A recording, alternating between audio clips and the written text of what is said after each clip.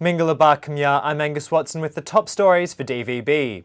The bodies of 33 people believed to be Rohingya migrants have been found in a human traffickers camp on the Thai-Malaysian border.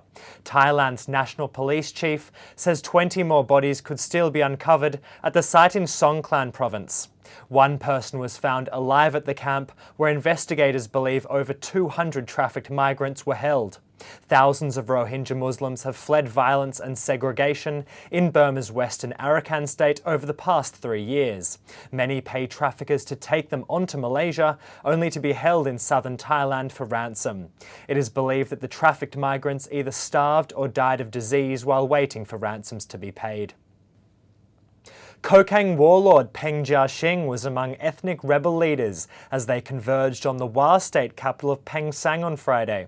Representatives of 12 ethnic armed groups are meeting in the Wa army-held territory to discuss Burma's path towards nationwide peace. 9 of those groups that have made the trip to the town on the Chinese border are members of the nationwide ceasefire coordination team. There they will talk their fellow ethnic rebels through a draft ceasefire document signed between the NCCT and the government in March. Talks will last for over 6 days without Naypyidar's involvement. The Burmese government had initially asked for Kokang and Arakan rebels to be barred from the talks. The Wa ignored that request.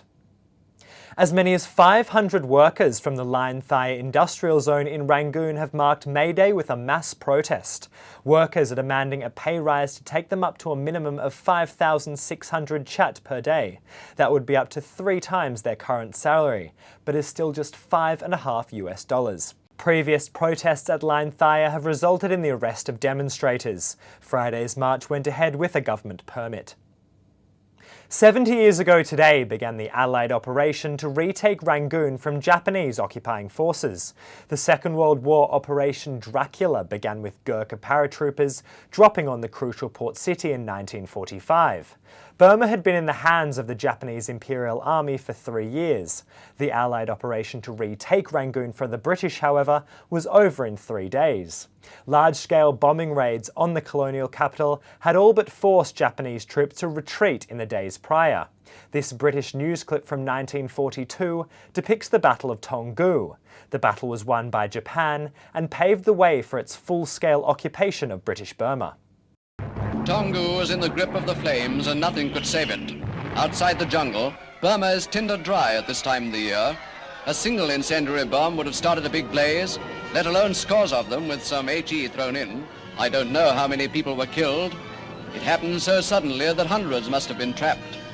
Those that escaped formed into the inevitable army of the lost and hopeless.